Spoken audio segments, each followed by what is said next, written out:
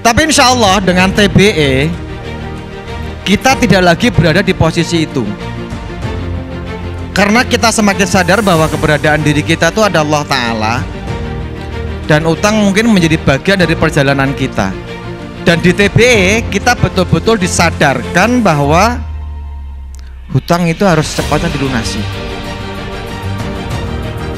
Jadi kita di sana dibongkar bagaimana keyakinan hati kita, menyadari betul bahwa di dalam hutang yang selama ini kita ambil, kita pakai untuk kepentingan permodalan, itu ada efek buruk dari hutang itu. Itu semua dikupas tuntas di sana. Jadi efek buruk hutang itu habis di TBE.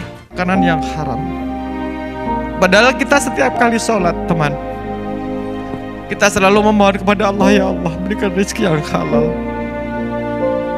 Betul ya? Anak-anak yang soleh dan solehah. Tapi kita memberikan anak-anak dan istri kita adalah makanan yang haram, hasil daripada hutang itu tadi.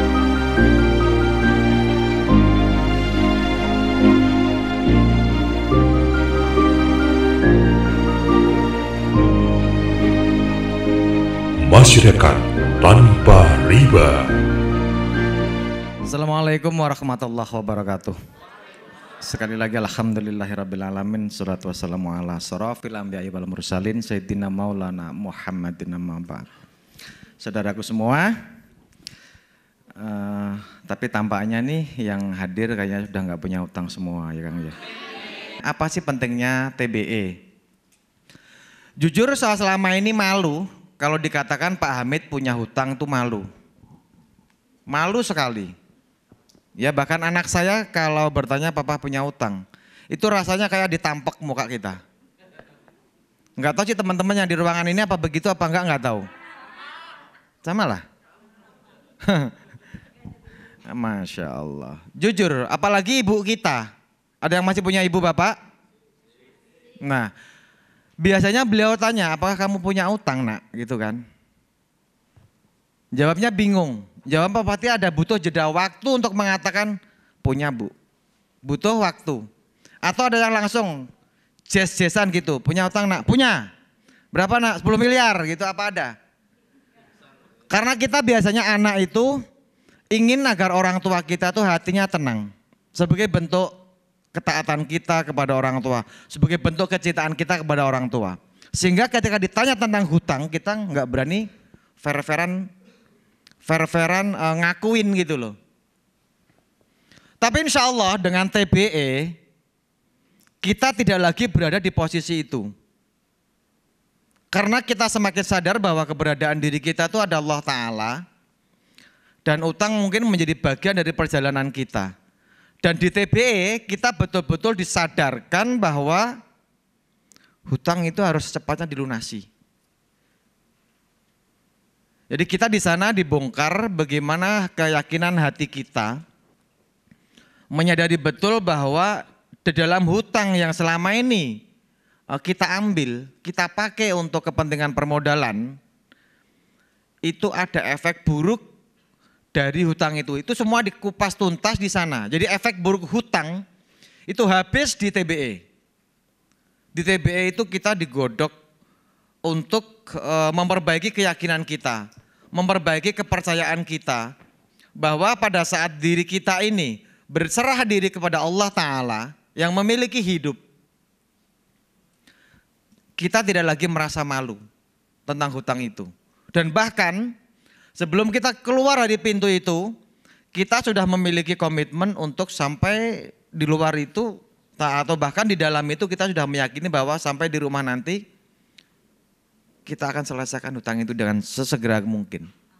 Bahkan apa-apa yang melekat di dalam diri kita, seakan-akan kita rontok.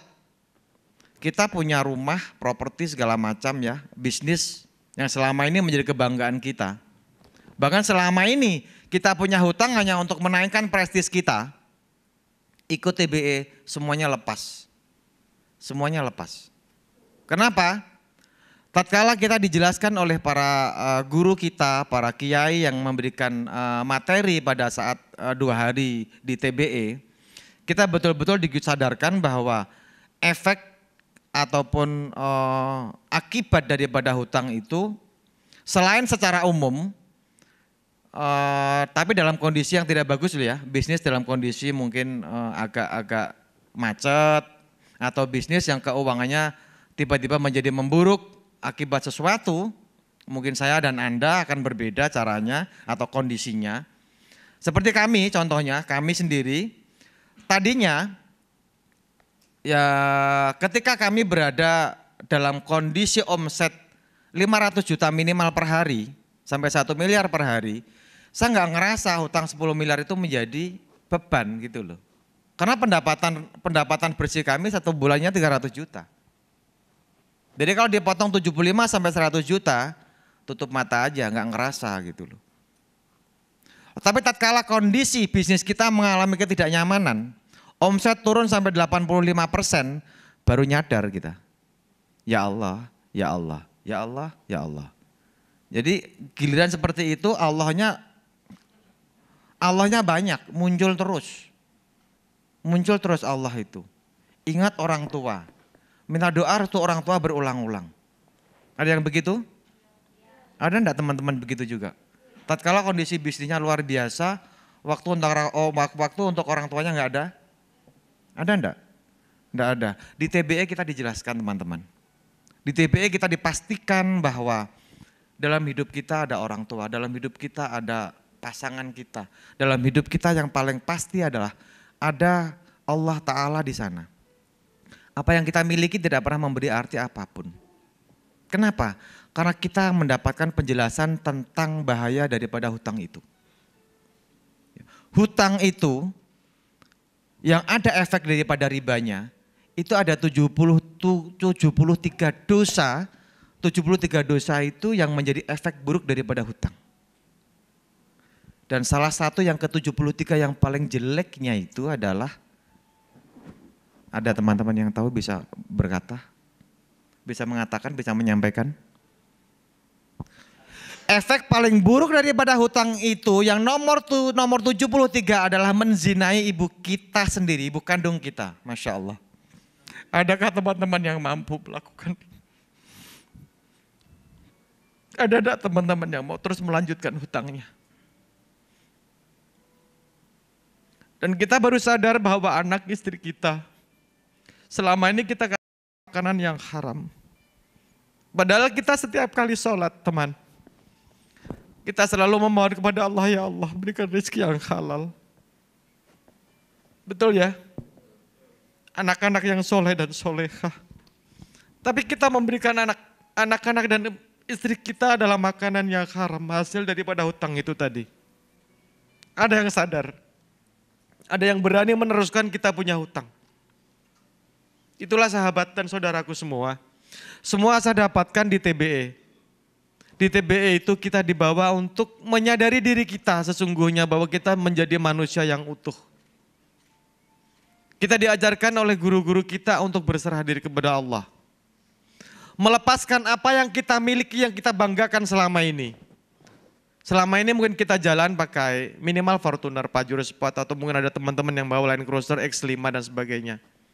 Tapi ternyata setelah kita pulang lihat semua itu tidak punya arti apapun, karena kita sadar bahwa di antara kemewahan yang ada pada kita, ternyata ada hutang yang berpotensi riba. Dan dosa riba yang paling kecil saja adalah menzinahi ibu kita.